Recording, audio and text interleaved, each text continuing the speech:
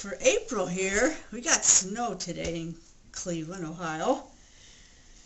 And so I'm kind of hibernating inside today. That's why I have my Winnie the Pooh sweater on with the snow scarf and Piglet. Because it's cold, so this is a warm sweater. I like it. Anyhow, to the book of my month. It is so intense.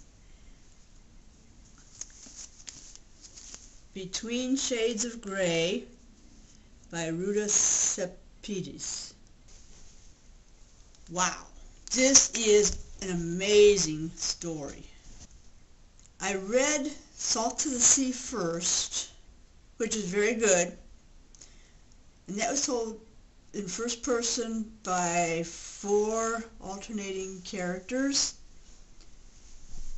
with each chapter being told by a different character, which kind of broke it up. It was like going all over the place. And they were refugees during World War II trying to get out of the country. This book is about the cousin of Joanna, who was deported. The NKVD came, the Russians came and arrested her and her mother and her brother. Came during the night, dragged her out of the house, and put her on a train, and they had no idea where they were going, what was going on. It was very suspenseful, interesting, just horrible things that they saw that went on. And the whole book is about them being on this train. The 3 parts.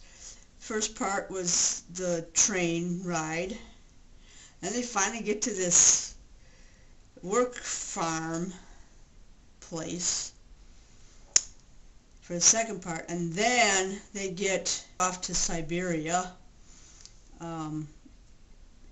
a labor camp. To get there, there's nothing but cold. Temperatures below 0. They have no coats by now. They're all weak. They don't feel well. They've only been given 300 grams of bread like a day, and that's only if they worked all day long.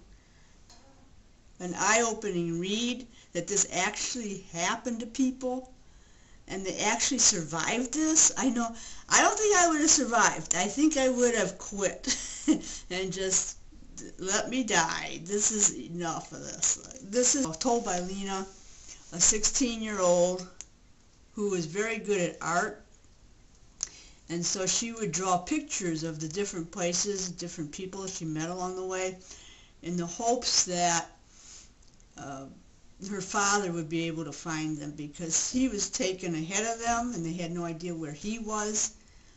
They heard rumor that he was in a prison far away from where they were. During her time there, her mother was so good. She was a very kind woman, even to the enemy. And so she got to know one of the guards, and as a person rather just than as a guard, which was interesting. Also, they had a little romance going on between Lena and Andreas, who was one of the guys that she met on the train. Well, his mother and he agreed to help the Soviets, and so they got preferential treatment, and Lena's mother refused to help them. They wanted her to be a translator and a spy for them, to tell them what the people in the camps were saying and stuff, and she refused to do it. So she did not get any preferential treatment from that way. But Andreas, he kind of looked out for them and did what he could to make their life a little better. But it is a really good read. It's one that sticks with you. I finished it and I can't get it out of my head. It was so intense and so gripping, and you felt so sorry for these people, what they went through. But it's a really good read. Gives you a real good idea of what the people went through during that time. And talk about one guy, how he can make a difference. Finally, at the end, well, maybe I shouldn't tell you that. I'm not going to tell you. You'll have to read the book for this good part, okay?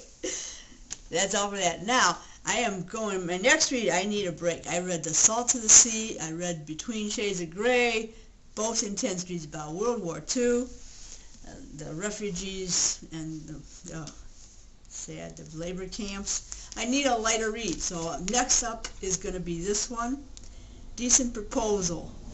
I saw this as a teaser on Tuesday Teasers on the blog. I forget whose blog it was that had it, but it sounded like it might be a fun read, so I'm going for this one next.